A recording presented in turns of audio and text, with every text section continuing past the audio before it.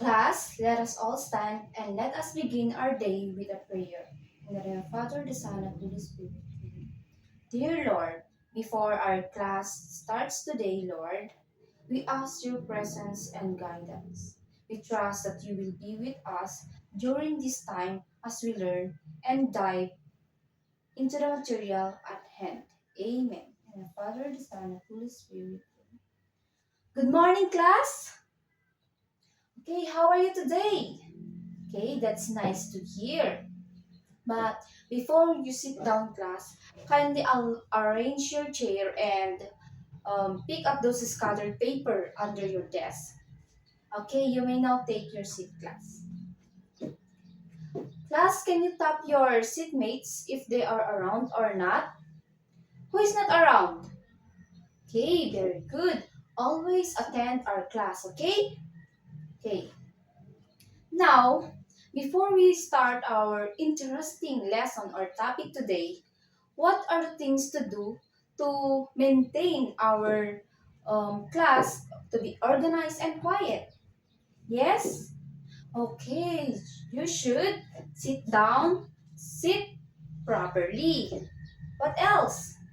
Okay, raise your right hand before answering or have a questions. What else? Okay, do not talk to your seatmate. Okay, that's all of those remind us to become our class are organized. But I create here or I made an acronym here called quiet. This is our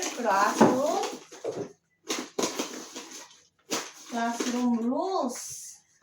Kindly read, class. Q is for quiet unless given permission to speak. U is use your hand to signal before speaking or raise your hand. Interact respectfully with classmates.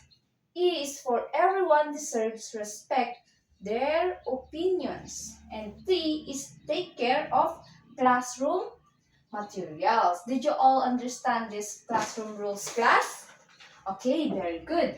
Next, um, I prepared an activity called the literal and implied.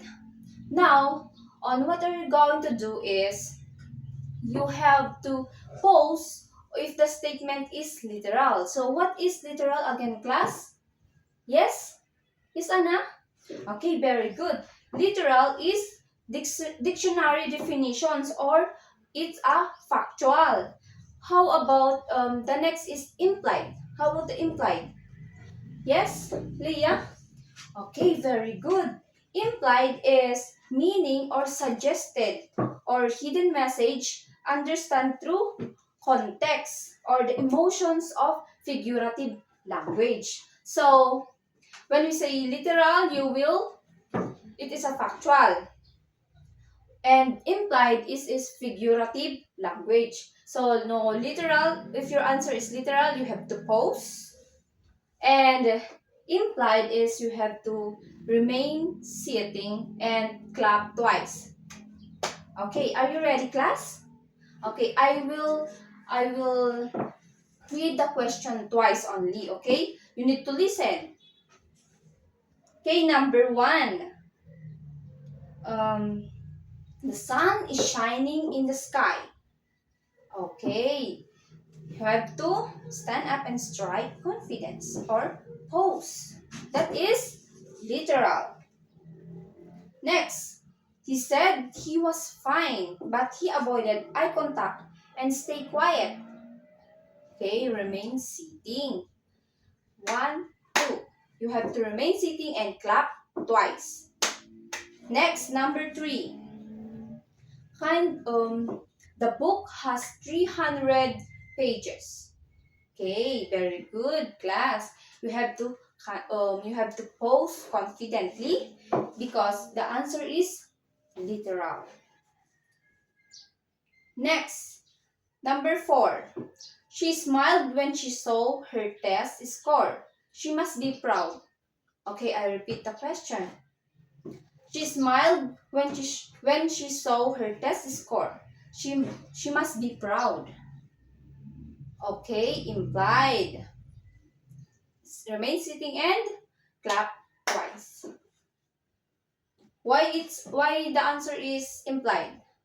Yes, Hannah. Okay, her smile suggests pride. Okay, the last number.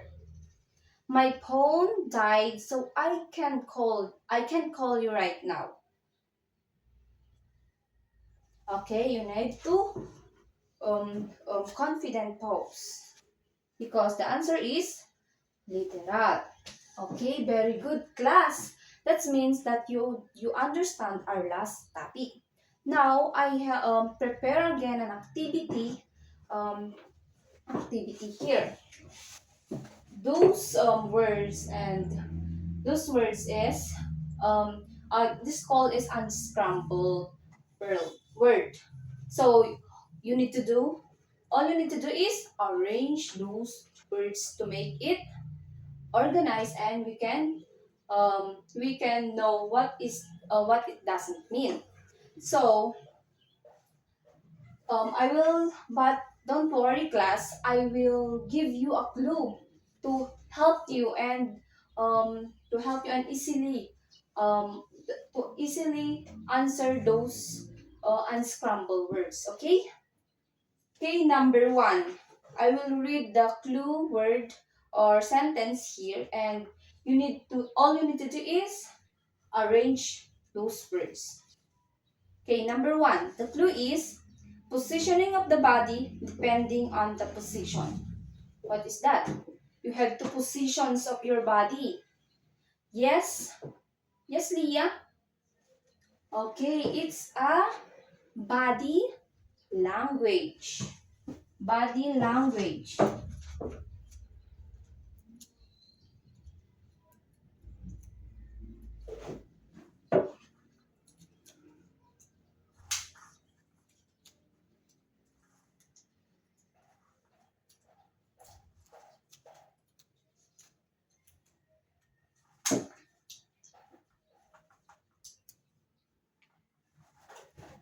Next, number two. Moving arms. Arms and legs. What does that mean? It's from the word moving. Okay, yes, Yvonne? Okay, very good. It's a movement. Okay, I will arrange those words or letters here.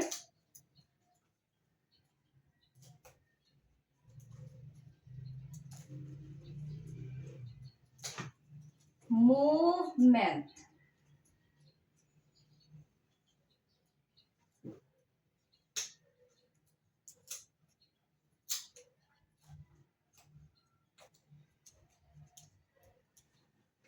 Okay, number three.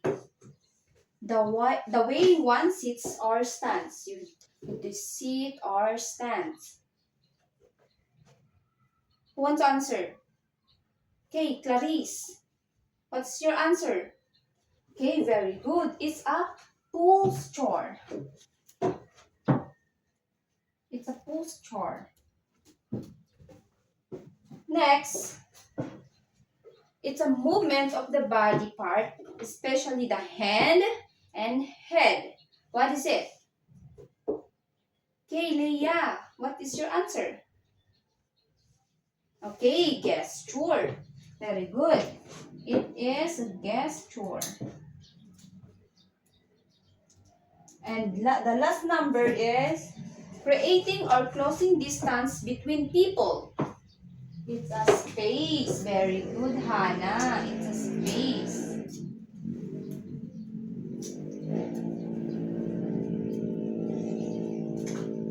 So kindly read those the words, class, that we arranged, Nana, in kindly read, class. Okay, body language, movement, posture, gesture, and space. Very good. Okay, class, I prepare here an activity sheet that you are going to answer. All you need to do is visualize your family member. You identify which family member is shooted in each pictures or photos here. And you write it here, the space provided. And after that, I will have questions or guided questions on how you decide if which family member you put it here. Okay, and I will give you 10 minutes to finish those works, and also have a volunteer, or I will pick one of you will share your works here in front. Okay, did you understand, class? Okay, very good. I will give you 10 minutes, okay, to finish your activity. So, are you done, class? Okay, 10 minutes, 5 minutes left.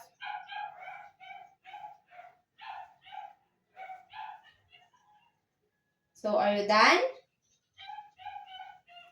Okay. Who wants to volunteer or share their work? Share your works. Okay, yes, Clarice. Okay, this is her. This is your sister and two brothers and your older brother and your parents, and it's Clarice. Okay, so how did you decide that this family member matches the actions shown? Okay, through the facial expressions and the attitudes and actions. What does these actions tell you about your family member's personality, role at home? So she decided this family member because how many family members usually act as home, and their action shows their personality. Okay, very good, Clarice. So those Clarice,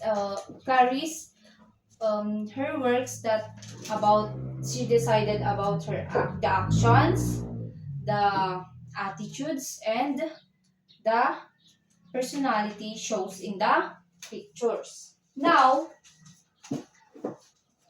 let's talk about the non-verbal communication cause. Sorry, this is cause. Here. So, non-verbal communication cause. So, non-verbal communication cause refers to the transfer of information through gestures, facial expression, body language, and the likes.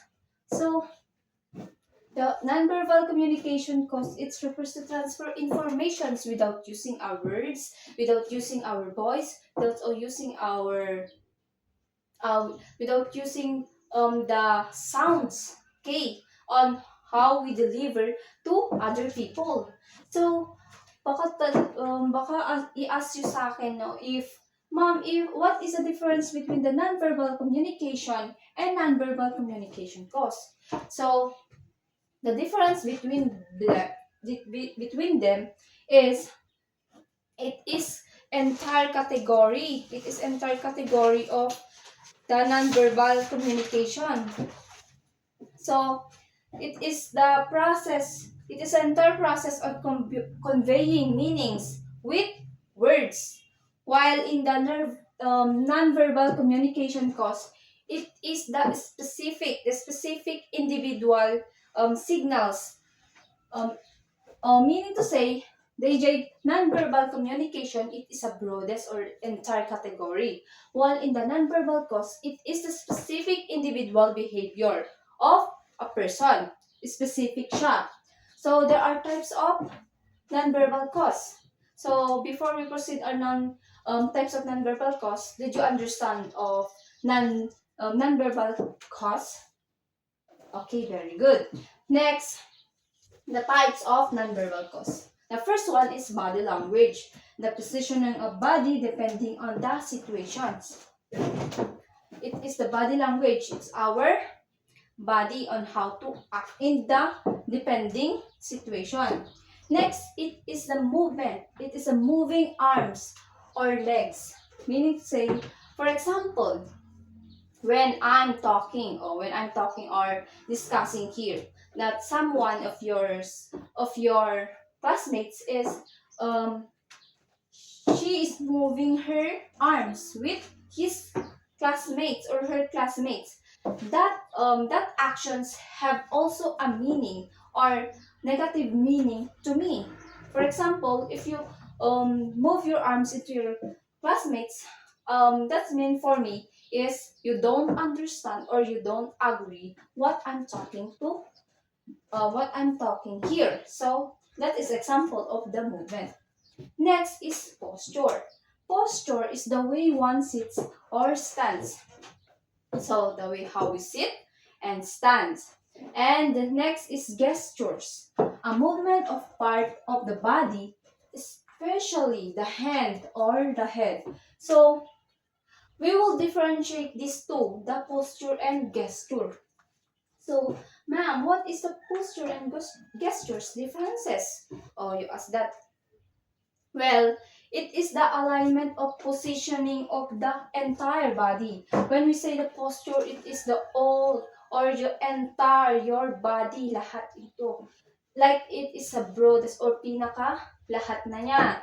The entire body, from the word entire body. While in the gestures naman, it is a specific movement of the body part. Like for example, the hand or head. Our hand and head. For example, you just someone is asking you where is the convenience store. You just use your hand to point it out. Okay. Next is space.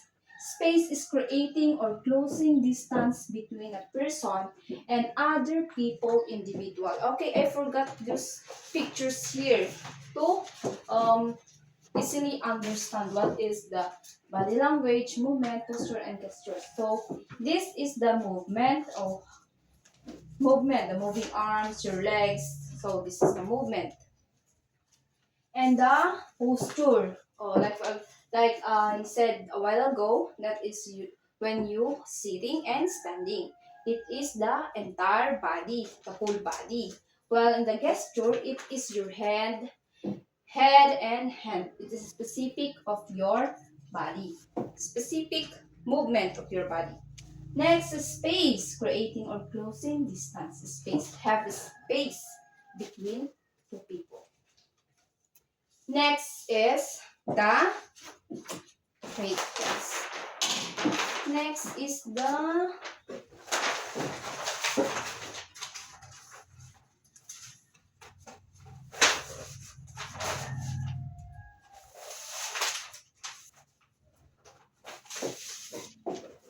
paralanguage. Okay.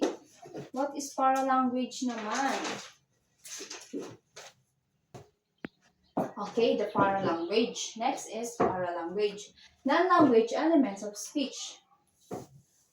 That is the paralanguage. Okay. I tell a while ago that the non-verbal communications not create the sounds, the voice, and other more. So, but in a paralanguage, it have the tone, the intonations, volume, and etc. So it is still considered the non-verbal communications of paralanguage because it is it is how you speak rather than what you say. Like for example, I asking someone that she is okay. So are you okay? Or something like that, and she say will yeah something like that. For example, next is the facial expression. This is the paralanguage example or the picture shows. Next is the facial expression. Oh, you need to be careful. The facial expression, okay? So this is the use of eyebrows, the mouth, the eyes, and facial muscles. This is the very crucial to us that we need to be careful to talking to someone when using our eyebrows, the mouth, the eyes, or mimic through our faces. Okay? Facial expressions. This one, the facial expressions. Like for example, when someone is talking to you, you have to be shown the real facial expressions. Okay, class? Did you understand the facial expressions? Okay, next. Next is eye contact. Eye contact is using eye contact. That is eye contact or lack of eye contact. This is crucial. It's still important to us, the eye contact when someone is talking to you. You need to eye contact to them. You need to eye when they are talking, because that means you have interested to them. You have to you're interested to them listening what they are talking or what they are saying. Next is this one, like for example, they have an eye contact and waving each other. Have wave.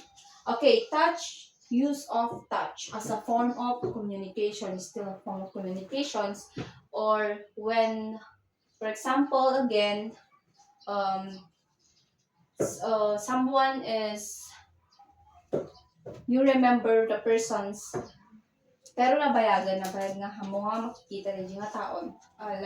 Like you have to greet them or just shake your hands. Shakes hand to them. That is touch, use of touch. Okay. Okay, did you understand our class today, class? Our lesson pala. Did you understand our lesson today, class? Okay, now I will group you into 3 groups. The group 1 will be the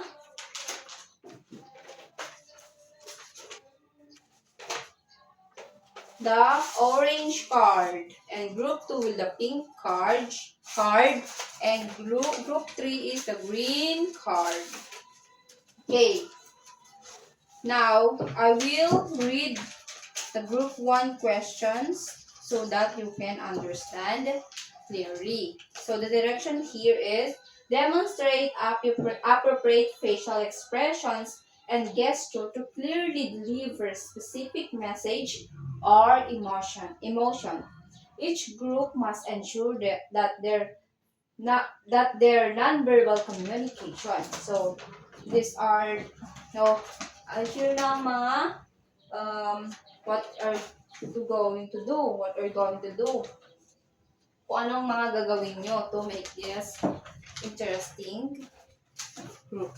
Next, same with the, no, that's same. This is the same pala. You have different activities. In each group, you have different activities. Okay, I will give you 10 minutes to finish or accomplish all your works and then present it later, okay? You may now go to your group.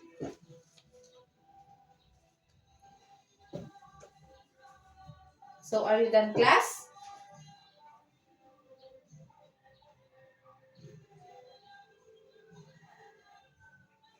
And those activity or each activity you have or you get is have a 2 minutes presentation.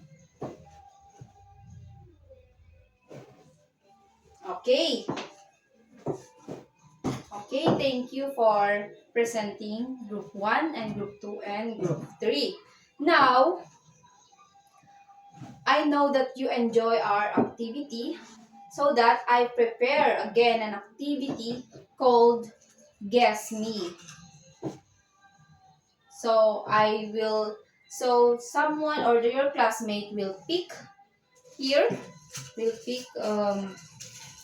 in the box, Here in the circle, pala yung scotch tape. And you have to act it out, and your classmates will guess what emotions or what gestures or nonverbal communications she portrayed. Okay? Okay, I will do it with number 1. And you will guess what I will you will guess it what is I'm portraying.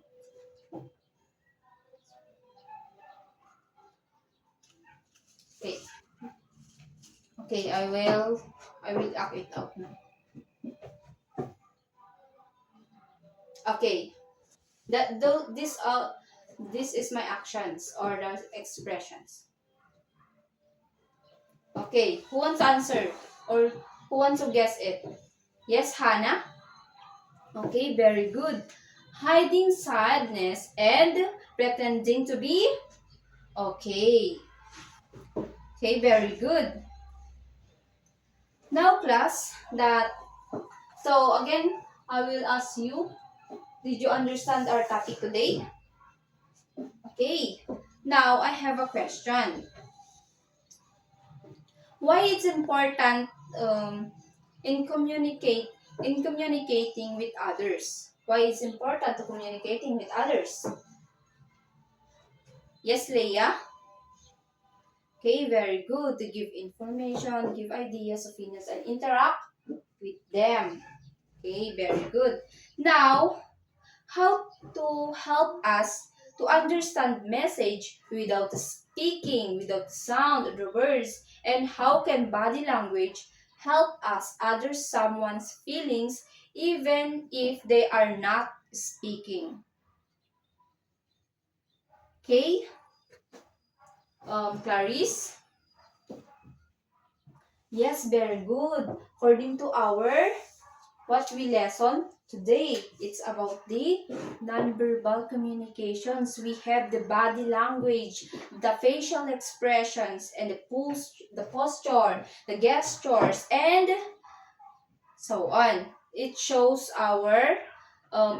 if a person is happy, sad, and angry, and nervous or excited.